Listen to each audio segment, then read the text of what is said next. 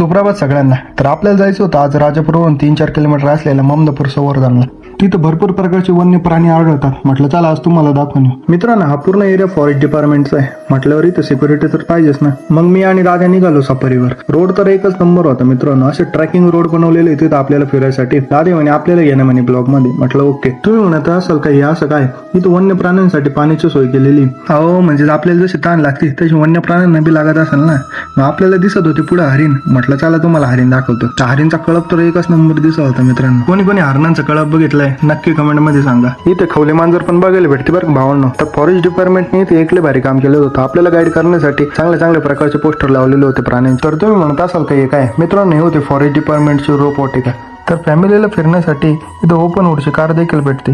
इथं पॉईंटवर CCTV लावलेले होते. म्हटलं हे एक नंबर काम केलंय. तर मित्रांनो, इथं फॅमिलीला टाइम स्पेंड करण्यासाठी एक नंबर जागा आहे. म्हटलं चला टावरवर जाऊन बघू. दादी म्हणे